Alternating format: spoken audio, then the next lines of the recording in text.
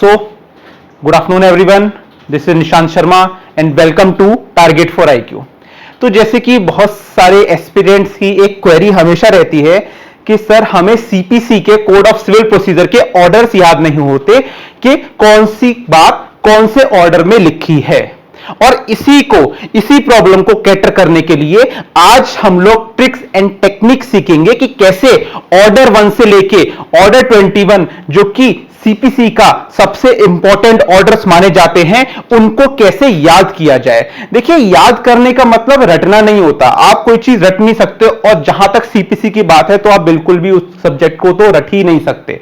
इस चीज को सिर्फ और सिर्फ समझा जा सकता है, और आज हम ये देखेंगे कि कैसे ऑर्डर 1 से ऑर्डर 21 पूरा एक सिस्टमैटिक फॉर्म में डिराइव हुआ है, जिसको कि आज हम 1 बाय 1 समझेंगे। तो पहले मैं आपसे पूछता हूं, अगर आपके बीच में कोई एक पर्सन है और दूसरे पर्सन, मान लीजिए आपका किसी दूसरे पर्सन से कोई भी सिविल डिस्प्यूट हुआ है। सिविल डिस्प्यूट का मतलब होता है कोई भी पर्सनल डिस्प्यूट हुआ है जिसमें आपको लग रहा है कि आपके पास कोई राइट है और दूसरे की वही राइट कोई रेमेडी अराइज कर रहा है। तो उस केस में आपका जो पर्सनल राइट है उसको हम लोग कहते हैं कि आपका एक cause of action. Cause of action का मतलब वही होता है कि आपके पास राइट है कोर्ट में जाने का और रेमेडी लेने का। तो आप बताइए, अगर आपका कोई भी राइट वायलेट हो रहा है, या तो वो कॉन्ट्रेक्चुअल मैटर का होगा या फिर किसी और कंपनी मैटर का होगा, पार्टनरशिप मैटर का होगा, तो सबसे पहले आप क्या करेंगे? सबसे पहले अगर हम ऑर्डर, देखिए अब हम सिस्टमैटिक फॉर्म में चलेंगे, इसमें बिल्कुल भी हमें नहीं रटना है, हर चीज हमें समझ के चलनी है। ऑर्डर 1 में देखिए बात कर रहा है पार्टीज टू सूट। तो देखिए, पार्टीज टू सूट, अगर आप सूट डालेंगे तो सूट डालने से पहले सबसे ज्यादा इंपॉर्टेंट क्या होता है? पार्टीज का होना। जब तक पार्टीज के बीच में कोई डिस्प्यूट नहीं होगा तब तक की सूट आप डाल ही नहीं सकते हैं, कोर्ट ऑफ लॉ जा ही नहीं सकते हैं, क्योंकि डिस्प्यूट अराइज होने के लिए पार्टीज का होना बहुत जरूरी है, जिसको कि एक होता है प्लेंटिफ और दूसरा होता है डिफेंडेंट। तो प्लेंटिफ और डिफेंडेंट का होना बहुत ज्यादा जरूरी होता है किसी भी सूट को फाइल करने के लिए। अगर इससे हम लोग आगे बात करें, अब दो पार्टीज हो गई, दोनों की पार्टीज के बीच में कोई डिस्प्यूट अराइज हो रहा है। एक पार्टी कह रही है कि मेरा ये राइट बनता है और दूसरी पार्टी उसको डिनाई कर रही है। तो आपके पास राइट बनता है आपका कहां क्या करने का? Order number 2। Order number 2, frame of suit. देखिए, आज जो हम लोग का सेशन है ये सिर्फ इस पे है कि कैसे कैसे ऑर्डर सिस्टमैटिक फॉर्म में हम लोग के सीपीसी में जो दे रखा है, कैसे सिस्टमैटिक फॉर्म में डिराइव हो रहा है, कैसे सिस्टमैटिक फॉर्म में दे रखा है, कैसे हम उसको समझेंगे। क्योंकि बच्चे क्या करते हैं, सीपीसी को रटते हैं कि ऑर्डर 1 आपका पार्टीज है, ऑर्डर 2 आपका फ्रेम है। इसको आज हम समझ के करेंगे कि कैसे कैसे इसका रीजन की कोई एक रीजन है कि जिसकी वजह से ये आपके प्रॉपर पर्टिकुलर मैनर में ही चल रहे हैं। अब पार्टीज हो गई। पार्टीज जब एक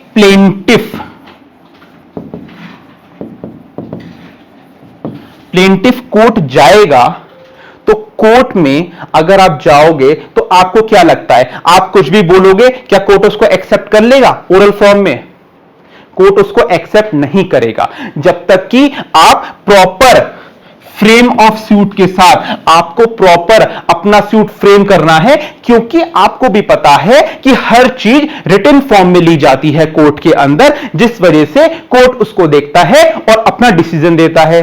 तो इसमें आपको फ्रेम ऑफ सूट क्या होता है? एक प्रॉपर प्रोसेस होता है, मैनर होता है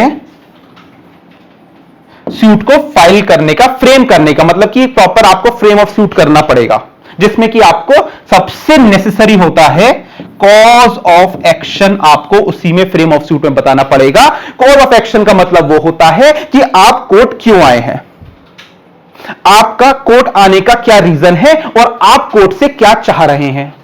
What do you want from the court and why you have appeared in the court of law, which is civil court. तो आप कोर्ट में क्यों आ रहे हैं, इसको ही, यही सबसे पहले कोर्ट है, court of cause of action पे। अगर हम अब आगे बढ़े, ऑर्डर नंबर 3, तो देखिए ऑर्डर नंबर 3 जो बात करता है वो आपकी बात करता है रिकॉग्नाइज्ड एजेंट्स एंड प्लीडर्स। तो देखिए क्या होता है, रिकॉग्नाइज एजेंट्स एंड प्लीडर का सिंपल मतलब यह होता है कि आप जो भी प्लीडर होगा, मान लीजिए आपने कोई एडवोकेट अपॉइंट किया है, कोई भी पर्सन है, तो ये उसकी बात करता है। अब आप सूट को फ्रेम कर रहे हैं, तो कोर्ट ऑफ लॉ में कोई तो होगा जो सूट को रिप्रेजेंट करेगा, तो उसी को ऑर्डर नंबर 3 ऑफ सीपीसी में प्लीडर के नाम से रिप्रेजेंट करा है, जिसको कि हम लोग प्लीडर या एजेंट के नाम से जाने जाते हैं। यहां तक बात क्लियर हुई। ऑर्डर नंबर 1 आपका पार्टीज, जब पार्टीज होंगी तभी वो पार्टी, उनमें से एक पार्टी जो है वो फ्रेम करेगी और उसके बाद प्लीडर जो है उसको रिप्रेजेंट करेगा। यहां तक बात हम लोग ऑर्डर नंबर 3 तक पढ़ चुके हैं। अब अगर इसके आगे चलें, ऑर्डर नंबर 4, तो ऑर्डर नंबर 4 आपकी बात करता है इंस्टीट्यूशन ऑफ सूट। देखिए कितना क्रोनोलॉजिकल ऑर्डर में ड्राफ्ट कर रखा है सीपीसी को, बस समझने वाली बात है। जब आपने पार्टीज ने कोई भी सूट को फ्रेम कर दिया है, कोई भी प्लीडर्स को रिप्रेजेंट कर रहा है, तो सबसे ज्यादा नेसेसरी क्या होगा, उस सूट को इंस्टीट्यूट करना। इंस्टीट्यूट का मतलब यह होता है कि आपका उस सूट को कोर्ट ऑफ लॉ की, सिविल कोर्ट की रिकॉर्ड ऑफ बुक में उसको चढ़ा देना। इसमें रिकॉर्ड बुक में इसकी एंट्री कर देना, उसमें आपको एक सिविल सूट नंबर मिल जाएगा, जिसमें कि आपको अपने प्लेंट को डुप्लीकेट में, मतलब 2 कॉपीज में प्रेजेंट करना पड़ेगा। और जब आपने अपने प्लेंट को 2 कॉपीज में प्रेजेंट करा, तब आपको एक सिविल सूट नंबर दे दिया जाएगा बाय द सिविल कोड, जिसका मतलब यह होगा कि आपका सूट इंस्टीट्यूट हो गया है, जिसका मतलब यह होगा कि अब आपका जो सिविल सूट है वो कोर्ट ऑफ रिकॉर्ड में, जो आपकी सिविल कोर्ट की जो रिकॉर्ड ऑफ, जो आपके सिविल कोर्ट का रजिस्टर होता है, उसमें रिकॉर्ड हो चुका है आपका सूट।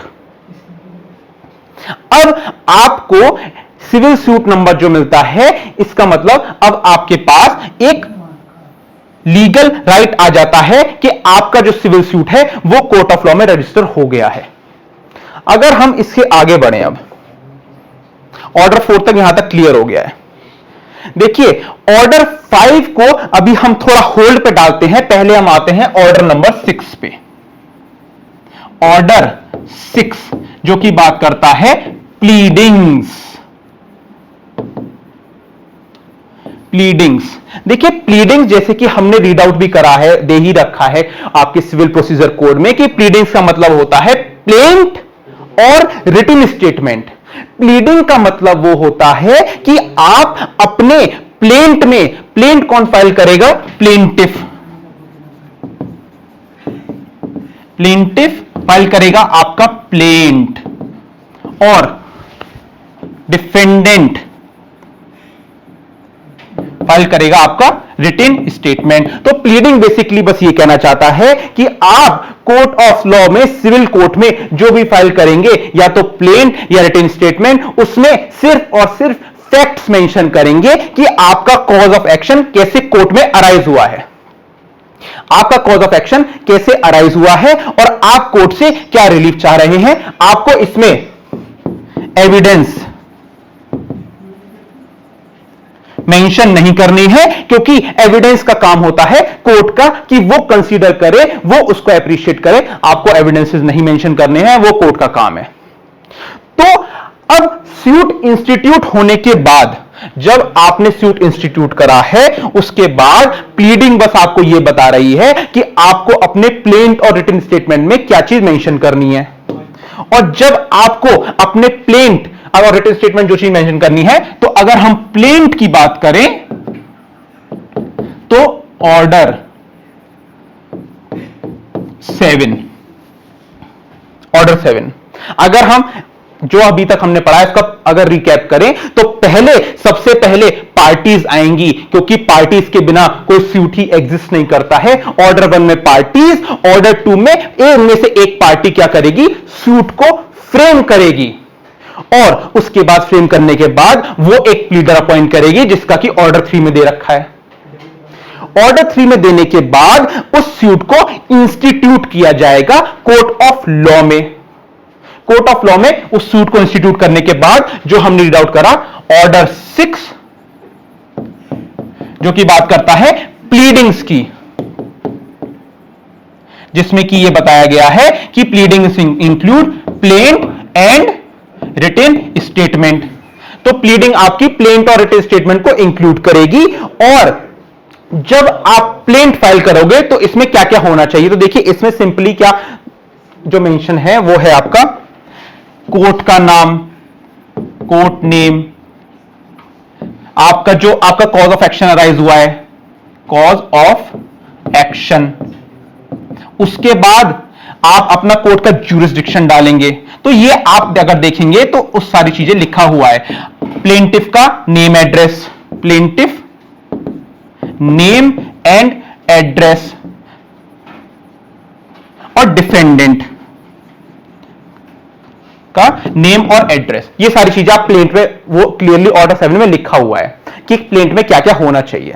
बात ये नहीं है, बात वो तो आप पढ़ ही लेंगे। बात इतनी है कि आपका प्लीडिंग में ये बताया है कि आप प्लेंट में क्या मेंशन करेंगे, जो ऑर्डर 7 में लिखा है।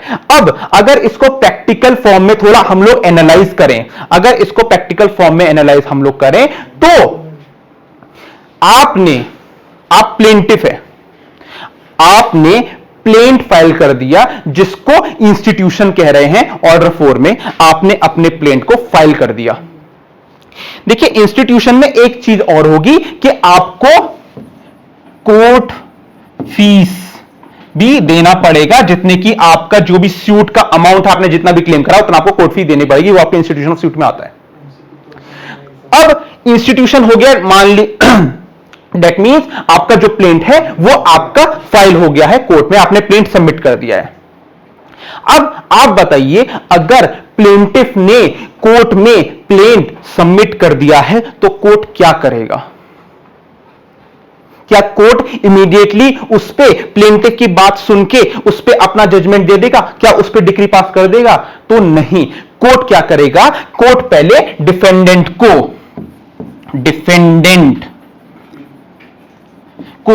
ऑर्डर 5 के अकॉर्डिंग समन भेजेगा, क्योंकि हम लोग पढ़ते हैं as a rule of natural justice ऑडी ऑल्ट्रम पार्टम, जिसमें कि कोई भी डिसीजन देने से पहले दोनों पार्टीज को सुना जाना चाहिए। इसी वजह से इस प्रिंसिपल को फॉलो करते हुए ऑर्डर 5 ये कहता है कि आपको प्लेंट फाइल करने के बाद डिफेंडेंट को समन भेजना पड़ेगा, और डिफेंडेंट को समन भेजने के साथ साथ आपको प्लेंट की कॉपी भी देनी पड़ेगी।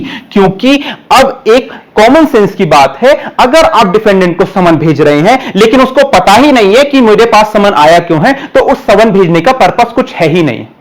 तो उसमें आपको बताना पड़ेगा कि आपको समन जो भेजा गया है वो इस प्लेंटिफ ने ये आपके अगेंस्ट प्लेंट फाइल करा है। इसलिए अब आप रिटन स्टेटमेंट डाल दीजिए, जो कि हम लोग पढ़ते भी हैं 30 डेज टू 90 डेज। आपका 30 डेज से लेकर 90 डेज का टाइम दिया गया है डिफेंडेंट को ये रिटन स्टेटमेंट फाइल करने का। मतलब कि जो भी प्लेंटिफ ने अपने प्लेंट में मेंशन किया है उसका काउंटर होता है in form of written statement. उसका काउंटर होता है in form of written statement. कौन करता है? डिफेंडेंट। और इसी वजह से डिफेंडेंट को समन गया है ऑर्डर 5 में विद कॉपी ऑफ प्लेंट। तो देखिए कितना ज्यादा रीजनेबल वे में डिराइव उन्होंने जो सीपीसी है वो आपकी प्रॉपरली ड्राफ्ट करी गई है। अब अगर हम इससे आगे बढ़ें, अब थोड़ा प्रैक्टिकल एस्पेक्ट से इसको सोचें कि प्लेंटिफ ने प्लेंट फाइल कर दिया, समन चला गया और डिफेंडेंट ने आपका रिटन स्टेटमेंट फाइल कर दिया उस पे। डिफेंडेंट ने अपना आंसर जो है in form of written statement court में फाइल कर दिया। अब कोर्ट के पास प्लेंट भी आ गया है और कोर्ट के पास रिटन स्टेटमेंट भी आ गया है। कोर्ट के पास यह भी आ गया है कि प्लेंटिफ क्या कह रहा है और कोर्ट के पास वो भी आ गया है कि डिफेंडेंट ने उस चीज को काउंटर करने के लिए क्या बोला है। इसको हम लोग कहते हैं प्लेंट एंड रिटन स्टेटमेंट। अब जब कोर्ट के पास दोनों प्लेंट एंड WS आ गए हैं, तब कोर्ट क्या करेगा, तब कोर्ट ऑर्डर 9 को एक्सरसाइज करेगा, जिसमें कि कोर्ट बुलाएगा पार्टीज को। अपीयरेंस ऑफ पार्टीज, कोर्ट अब बुलाएगा पार्टीज को ऑर्डर 9 में कि सर आपका मेरे पास प्लेंट भी है, मेरे पास आपका रिटन स्टेटमेंट भी है, अब मैं आपसे सुनना चाहता हूं एक्चुअली में मैटर है क्या, क्योंकि अभी तक दोनों पार्टीज सेम प्लेटफॉर्म पे सिविल कोर्ट में अपीयर नहीं हुई हैं। इस वजह से अब क्या कर रहा है कोर्ट, दोनों पार्टीज को बुला रहा है ऑर्डर 9 के अकॉर्डिंग। ऑर्डर 9 के अकॉर्डिंग कोर्ट उनको बुला रहा है कि अब मैं आपको पर्सनली सुनना चाहता हूं, इस वजह से आप आइए कोर्ट ऑफ लॉ में। तो उस केस में अगर मान लीजिए, अगर उस केस में सिर्फ डिफेंडेंट आ रहा है, प्लेंटिफ नहीं आ रहा है, तो उस केस में अगर डिफेंडेंट सूट को, उस पर्टिकुलर सूट जो प्लेंटिफ ने फाइल करा है उसको एडमिट नहीं कर रहा है, तो सूट हो जाएगा डिसमिस। आपका ऑर्डर 9 रूल 9 में सूट हो जाएगा डिसमिस अगर डिफेंडेंट आ रहा है लेकिन प्लेंटिफ नहीं आ रहा है, क्योंकि सूट तो प्लेंटिफ नहीं फाइल करा है। अगर वही नहीं आ रहा है तो डिफेंडेंट को क्या लेना, उससे कुछ लेना ही नहीं है। अगर डिफेंडेंट उसका सूट एडमिट नहीं कर रहा तो सूट हो जाएगा डिसमिस। और सेकंड, अगर डिफेंडेंट नहीं आ रहा है और प्लेंटिफ आ रहा है तो ऑर्डर 9 रूल 13 के अकॉर्डिंग क्या होगा, एक्स पार्टे डिक्री हो जाएगी फाइल। इस चीज में ये डिटेल, आज ये डिटेल लेक्चर नहीं है, ये डिटेल लेक्चर प्रॉपर क्लासेस में हमारे चल रहा है। ये प्रॉपर आपका एक ओवरव्यू है कि ऑर्डर्स को कैसे समझे। ये जो रटने वाला एक बच्चे कुछ रटते हैं उसका बस ये एक सॉल्यूशन है कि आपको रटना नहीं है। तो अब कोर्ट ने क्या किया, पार्टीज को बुलाए, पार्टीज आ गई, बहुत अच्छी बात है, नहीं आई तो उन्हीं का नुकसान है। अगर डिफेंडेंट आ रहा है, प्लेंटिफ नहीं आया है तो डिसमिस हो जाएगा, और अगर प्लेंटिफ आ रहा है, डिफेंडेंट नहीं आ रहा है तो एक्स पार्टी डिक्री पास हो जाएगी कोर्ट ऑफ लॉ में। अब इससे अब हम लोग आगे बढ़ते हैं। अब एक बात बताइए, अब ऑर्डर 9 में मान लीजिए दोनों पार्टीज आ गई हैं, अब क्या होगा, अब हम लोग ऑर्डर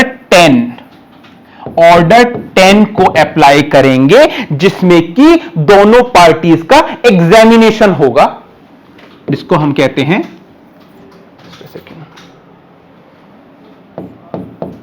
एग्जामिनेशन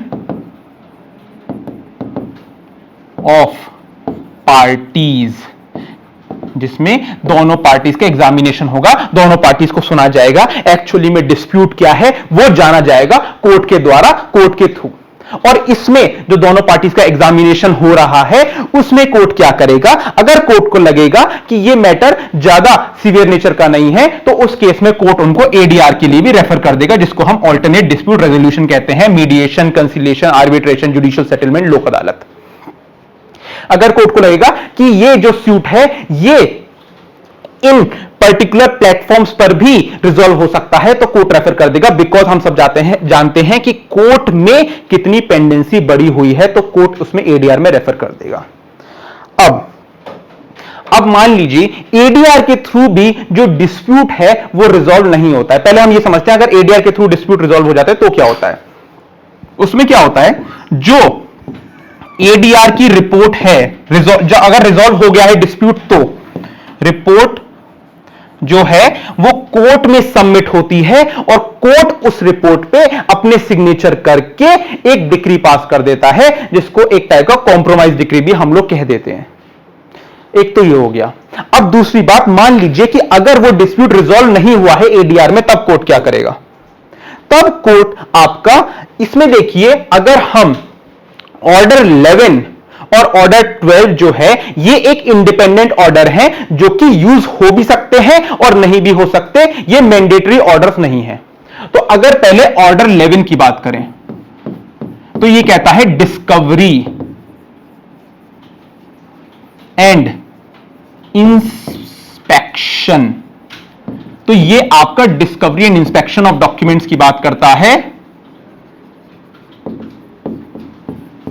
जिसमें कि अगर कोई भी पार्टी को यह लगता है कि मैंने जो प्लेन डाला था या मैंने जो रिटन स्टेटमेंट डाला था उस पर दूसरी पार्टी ने वो सफिशिएंट आंसर नहीं दिया है, या फिर कोई ऐसा डॉक्यूमेंट है जो दूसरी पार्टी को लेके आना था कोर्ट में, बट वो पार्टी ने वो डॉक्यूमेंट प्रेजेंट नहीं किया है कोर्ट ऑफ लॉ में, इसलिए वो पार्टी जो दूसरी पार्टी से चाह रही है उस डॉक्यूमेंट को सबमिट करने के लिए, उसको कहते हैं इंटेरोगेटरीज।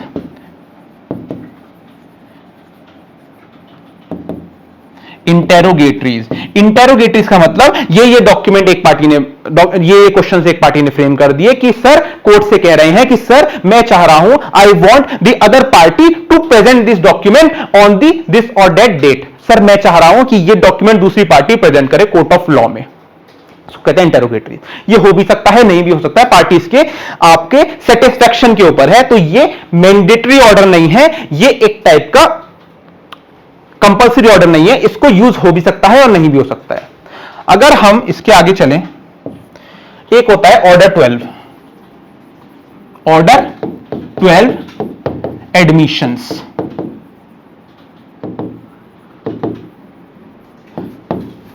ऑर्डर 12 एडमिशन वो होता है कि एक देखिए, इसमें एक होता है केस डॉक्यूमेंट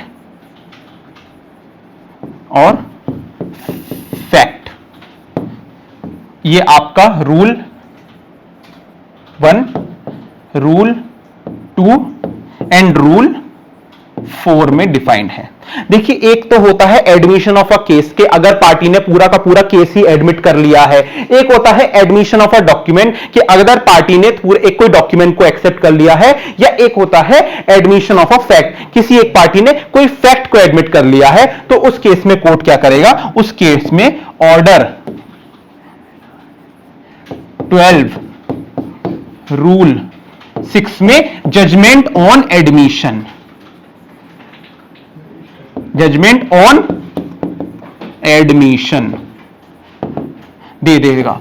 तो उस केस में अगर पार्टी एडमिट कर रही है केस को, डॉक्यूमेंट को या फैक्ट को, तो उस केस में कोर्ट क्या करेगा? उस पर जजमेंट दे देगा। इसी वजह से मैंने बोला है कि ये दोनों जो आपके ऑर्डर्स हैं ये मैंडेटरी नहीं है, ये आपकी पार्टीज पे डिपेंड करते हैं और कोर्ट की डिस्क्रिप्शन पे डिपेंड करते हैं। इसका मतलब ऑर्डर 10 के बाद, एग्जामिनेशन के बाद जो ऑर्डर आपका 11 है वो डिस्कवरी एंड इंस्पेक्शन की बात करता है, और ऑर्डर 2 आपको बात करता है एडमिशन की। तो ये दोनों कोर्ट के ऊपर डिपेंड करते हैं। अब जो मैंडेटरी ऑर्डर है वो आपका बात करता है ऑर्डर नंबर 13, जो कहता है production and impounding of documents. Production and impounding of documents का मतलब वो होता है, अगर इसको हम लोग और पहले से अगर समझे तो प्लेंट के साथ जब ऑर्डर 7 में प्लेंटिफ प्लेंट फाइल कर रहा है तो प्लेंट के साथ वो कोई डॉक्यूमेंट भी फाइल करेगा in secondary evidence, in photocopy form में, कि सर इस बेसिस पे मैं अपना कॉज ऑफ एक्शन को क्लेम कर रहा हूं। और ऑर्डर 8 में भी, ऑर्डर 8 रूल 1A में भी डिफेंडेंट कुछ ऐसे डॉक्यूमेंट आपका प्रेजेंट करेगा इन फॉर्म ऑफ फोटोकॉपी कि सर इन बेसिस पे मैं अपना रिटन स्टेटमेंट फाइल कर रहा हूं। तो वो जो सेकेंडरी एविडेंस थे, वो जो फोटोकॉपीज थी, अब ऑर्डर 13 के अकॉर्डिंग उनको आपको ओरिजिनल फॉर्म में कोर्ट में प्रेजेंट करना है। ऑर्डर 13 ये कहता है to be submitted in original, to be submitted in original. अब आपको वो सारे डॉक्यूमेंट्स जो कि आपने पहले फोटोकॉपी फॉर्म में दे रखे थे, अब वो आपको ओरिजिनल फॉर्म में कोर्ट में सबमिट करने हैं। अब आप देखिए कोर्ट किस डायरेक्शन में मूव कर रहा है। पहले आपका कोर्ट में प्लेन फाइल हुआ, कोर्ट ने समन भेजा डिफेंडेंट को, उसने रिटन स्टेटमेंट फाइल किया, उसके बाद ऑर्डर 9 में कोर्ट ने दोनों पार्टीज को बुलाया। पार्टीज आ जाती हैं तो बहुत अच्छी बात है, नहीं आती हैं तो उसके लिए भी दूसरी पार्टी को रिलीफ जो अभी मैंने डिस्कस किया है वो दे रखा है। आने के बाद उन पार्टीज का एग्जामिनेशन होगा। एग्जामिनेशन करने के बाद ऑर्डर 11, ऑर्डर 12 कोर्ट और पार्टीज के डिस्कशन पे है, जो कि डिस्कवरी एंड इंस्पेक्शन। अगर पार्टी चाहे तो दूसरी पार्टी से डॉक्यूमेंट मंगा सकता है जो उसने सबमिट नहीं करे हैं। और ऑर्डर 12 एडमिशन, अगर पार्टी कुछ केस को या डॉक्यूमेंट या फैक्ट को एडमिट कर रही है तो उस केस में भी कोर्ट जो है वो जजमेंट दे सकता है। यहां तक हम लोगों ने क्लियर कर लिया। और ऑर्डर 13 में अब कोर्ट और कोर्ट रूम में सारे ओरिजिनल डॉक्यूमेंट प्लेंटिफ ने और डिफेंडेंट ने फाइल कर दिए हैं ऑर्डर 13 में। अब अगर हम इससे आगे चलें तो अगर इसके आगे बढ़े तो अब कोर्ट क्या करेगा? जब उसके सामने ओरिजिनल कॉपी आ गई है, उसके सामने प्लेंट और रिटन स्टेटमेंट आ गया है, उसके सामने जितने भी डॉक्यूमेंट्स थे जो फोटोकॉपी के फॉर्म में थे उसकी भी ओरिजिनल आ चुकी है, तो अब कोर्ट क्या करेगा? तो उसका क्या करने का आंसर दे रखा है ऑर्डर नंबर 14, जिसमें कि फ्रेमिंग ऑफ इश्यूज। कोर्ट जो है अब इश्यूज फ्रेम करेगा। इश्यूज का मतलब कि एक पार्टी क्या असर्ट कर रही है और दूसरी पार्टी क्या डिनाई कर रही है। तो अब इश्यूज उसी बेसिस पे फ्रेम होंगे जब कोर्ट के सामने सारे डॉक्यूमेंट्स होंगे, सारे स्टेटमेंट्स होंगे, सारे प्लेंट होंगे, या जो रिटन स्टेटमेंट है वही होगा। उस बेसिस पे कोर्ट इश्यू फ्रेम करेगा कि एक्चुअली इन दोनों पार्टीज का डिस्प्यूट है क्या। एक्चुअली ये दोनों पार्टीज किस पर्टिकुलर पर्पस के लिए कोर्ट में आई हैं। एक्चुअली इन पार्टीज को क्या कॉज ऑफ एक्शन अराइज हुआ है और दूसरी पार्टी के अगेंस्ट एक पार्टी क्या चाहती है। इसलिए फ्रेमिंग ऑफ इश्यूज होंगे जिसपे कि आगे से अब ट्रायल चलेगा। तो अगर फ्रेम ऑफ इश्यूज हो गए तो समझ लीजिए यहां पे सिविल कोर्ट में ट्रायल की प्रोसीडिंग स्टार्ट हो गई। Trial proceedings begin. यहां पे ट्रायल की प्रोसीडिंग स्टार्ट हो गई। अब जो है कोर्ट प्रॉपर ट्रायल फॉर्म में चलेगा। इसमें आपका एक और ऑर्डर आ रहा है। अगर हम इससे आगे चले तो उसमें कहता है कि मान लीजिए इश्यूज फ्रेम करने तक कोर्ट को ऐसा लग रहा है कि पार्टीज डिस्प्यूट में हैं, लेकिन इश्यूज फ्रेम करने के बाद कोर्ट को ऐसा लगा कि इन पार्टीज के बीच में कोई डिस्प्यूट ही नहीं था। इसको एग्जांपल के वे में समझते हैं। मान लीजिए ए पर्सन है, उसने ये बोला कि बी पर्सन ने उसका कॉन्ट्रैक्ट परफॉर्म नहीं किया, और बी पर्सन ये कह रहा है कि ए ने मेरे पैसे नहीं दिए, इसी वजह से मैंने उसका कॉन्ट्रैक्ट परफॉर्म नहीं किया। दोनों के अलग अलग ग्रीवियंसेस थे एक दूसरे के अगेंस्ट। जब वो कोर्ट में आए तो उसने ये बोला कि सर मैं तो इनको पैसे देने के लिए तैयार हूं, लेकिन पहले ये मेरा कॉन्ट्रैक्ट परफॉर्म कर दे, मैं इनको पैसे देने के लिए तैयार हूं। बी कह रहा है कि सर मैं भी इनका कॉन्ट्रैक्ट परफॉर्म करने के लिए तैयार हूं, बस मुझे पैसे दिलवा दीजिए। तो यहां ए भी पैसे देने के लिए तैयार है और बी भी कॉन्ट्रैक्ट परफॉर्म करने के लिए तैयार हो रहा है। तो उसमें कोर्ट को लग रहा है कि इनके बीच में जो भी डिस्प्यूट था वो एक ऐसा डिस्प्यूट नहीं था जिसपे कि ट्रायल कंडक्ट हो सके। तो कोर्ट अब ऑर्डर 5 में क्या करेगा, ऑर्डर 15 में disposal of suit at first hearing. Court उसको पहली ही हियरिंग पे कोर्ट को जो आपका सूट है उसको डिस्पोज ऑफ कर देगा। Disposal of the suit at the first hearing. क्योंकि कोर्ट को भी पता है कि पार्टीज के बीच में कोई ऐसा डिस्प्यूट नहीं है जिसमें कि कोर्ट का या पार्टीज का टाइम जो है उसको अनरीजनेबली उसको वेस्ट करा जाए। तो अगर इस पे हम लोग आगे बढ़े और तो अब ये देख लीजिए, ये भी एक टाइप का ऐसा कोई ऑर्डर नहीं है जो मैंडेटरी है, ये भी एक टाइप का डिस्क्रिशनरी ऑर्डर है, कोर्ट के ऊपर डिपेंड करता है। तो order 11, order 12 as well as order 15 एक डिस्क्रिशनरी ऑर्डर्स हैं। अब अगर मान लीजिए इस ऑर्डर को यूज में नहीं लाया है कोर्ट में, तो उस केस में अब क्या होगा, जब फ्रेमिंग ऑफ इश्यूज हो गए हैं तो ऑर्डर नंबर 16, ऑर्डर 16 में क्या होगा, जब फ्रेम इश्यूज हो गए हैं तो कोर्ट सबसे पहले ये करेगा। देखिए अगर हम इसको प्रैक्टिकल भी सोचें, अगर हम इसको क्रिमिनल फॉर्म में भी सोचें, तो कोई भी स्यूट या कोई भी केस कैसे प्रूव होता है, कौन है जो उसको प्रूव करेगा उस केस को, क्योंकि पार्टी तो बोलेगी, एक पार्टी कहेगी कि सर हाँ ये मेरा क्लेम है, दूसरी पार्टी कहेगी कि नहीं सर ये मेरा क्लेम नहीं, ये इनका क्लेम नहीं है, ये मेरा क्लेम है। तो उसको कैसे प्रूव कराएगा, तो उसको कोर्ट करेगा एविडेंसेस और विटनेसेस के थ्रू। उसको कोर्ट जो है विटनेसेस के थ्रू ही प्रूव या डिसप्रूव कराएगा। इस पर्टिकुलर कंटेक्स्ट में ऑर्डर 16 को डिराइव कर रखा है कि समनिंग ऑफ विटनेसेस, समन किया जाएगा, विटनेसेस को बुलाया जाएगा कि that a suit has been filed by these parties and they have mentioned you in the particular suit that you have to appear as a witness on their behalf. आपको उनके behalf पे court में हाजिर होना है क्योंकि उन्होंने आपका नेम मेंशन किया है एज अ साक्षी के तौर पर, विटनेस के तौर पर आपको कोर्ट में आना है और इस पर्टिकुलर प्लेंट पे अपना पक्ष रखना है कि आपने क्या देखा सुना या आपके पास क्या क्या ऐसी नॉलेज है जिसकी वजह से इस प्लेंट में ये पर्टिकुलर पार्टी का जो क्लेम है वो प्रूव हो सकता है या डिसप्रूव हो सकता है। इस वजह से एविडेंसेस को, जो पर्टिकुलर विटनेसेस हैं, उनको बुलाया जाएगा ऑर्डर 16 में। तो देखिए कितना क्रोनोलॉजिकल फॉर्म में आपके सीपीसी के ऑर्डर 1 से ऑर्डर 21 दे रखे हैं। अब अगर इससे और आगे बढ़ा जाए, ऑर्डर 17,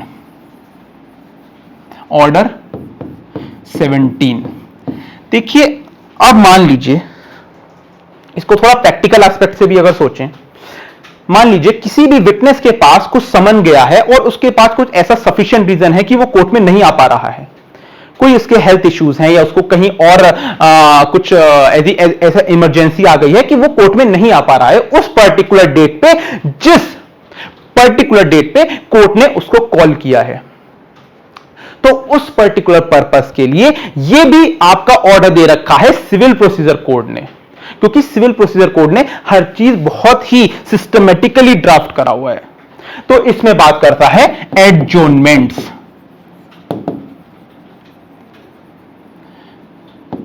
अगर विटनेस ने यह बता दिया कि sir I am unable to come on this particular date due to these reason, sir मैं न्यायालय के समक्ष आने में असमर्थ हूं इस कारण की वजह से, इस वजह से, और कोर्ट को लग रहा है कि वो reason, that reason is very much reasonable, तो कोर्ट क्या करेगा, एडजॉर्नमेंट कर देगा। एडजॉर्नमेंट का मतलब जो है उस पर्टिकुलर डेट को जो आपका सूट है उसको कैरी ऑन नहीं करेगा, कोई दूसरी डेट दे देगा। इसको कहते हैं एडजॉर्नमेंट्स। अब इससे अगर हम लोग आगे फॉरवर्ड करें, आगे मूव करें, तो अब मान लीजिए ऑर्डर 17 के बाद पार्टीज आ गई, क्योंकि ऑर्डर 17 भी जरूरी नहीं है कि पार्टी नहीं है, हो सकता है ऑर्डर 16 के तुरंत बाद जब भी पार्टीज को समन भेजा गया, सॉरी विटनेसेस को समन भेजा गया है, विटनेस आ गए हैं। अब क्या होगा, ऑर्डर 18 जो है आपका hearing of suit and examination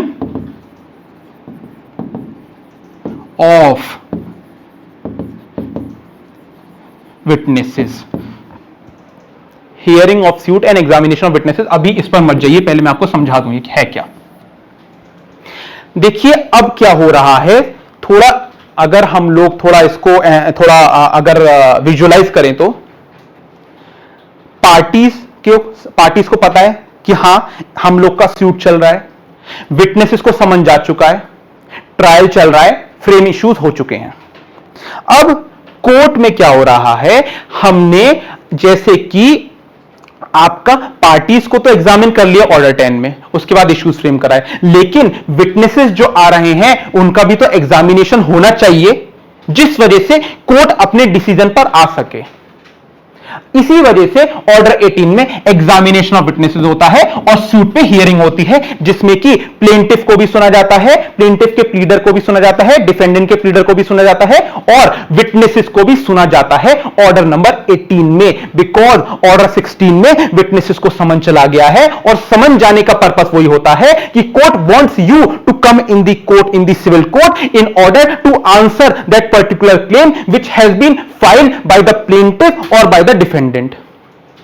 court चाह रहा है कि आप कोर्ट में आइए और इस चीज को आंसर करिए वो वाद पे जिसमें या तो वादी ने या प्रतिवादी ने उस केस को फाइल किया है। इसीलिए आपका ऑर्डर नंबर 18 आता है इसमें। तो आप देख रहे हैं कितना प्रैक्टिकल फॉर्म में आपका सीपीसी प्रोसीड कर रहा है। अगर हम इसके और आगे बढ़े, अब दोनों पार्टीज आ गई हैं। अब अगर ऑर्डर 19 में देखें तो ऑर्डर 19 बेसिकली बस इतनी ही बात करता है कि आपके एफिडेविट्स पे आपको कुछ भी अगर कहना है, अगर आप चाह रहे हैं कि मैं एफिडेविट्स पे देना चाहता हूं, then you are most welcome.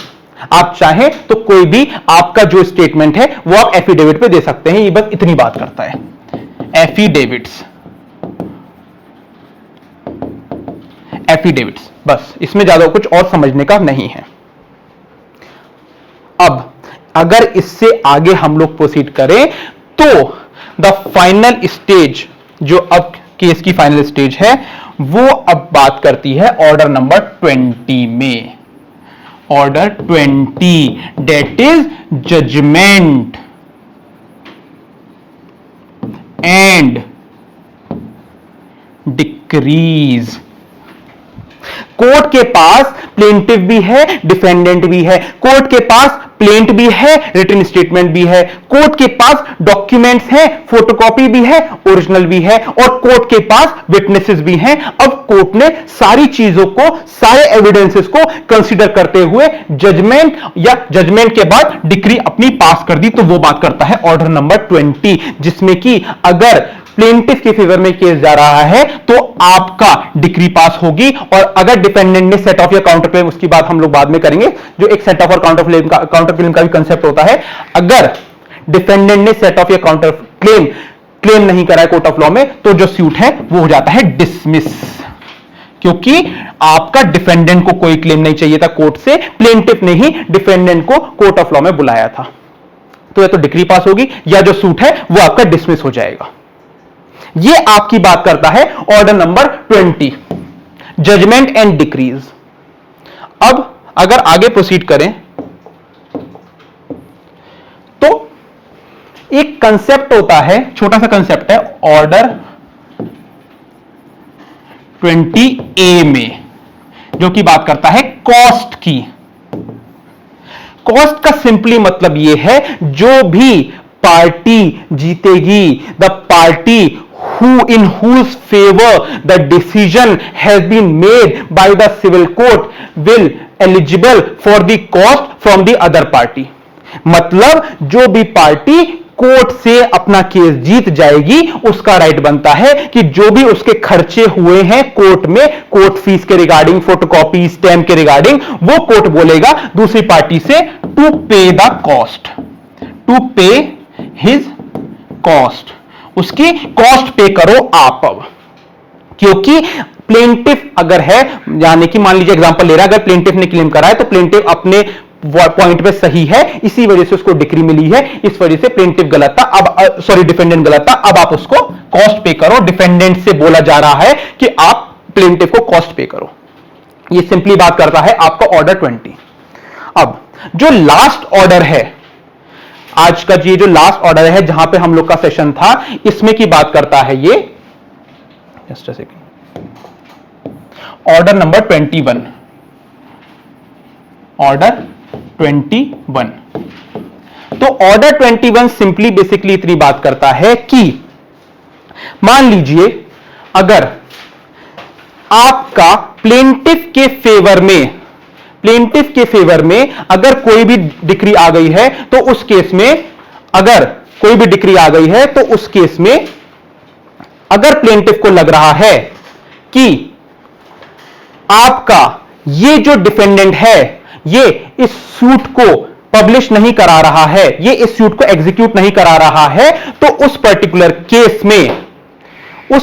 Case में प्लेंटिफ क्या करेगा, उसमें वो कोर्ट ऑफ लॉ में जाएगा कि सर ये जो पर्टिकुलर प्लेंटिफ है ये इसको एग्जीक्यूट नहीं करा रहा है, तो एक एग्जीक्यूशन एप्लीकेशन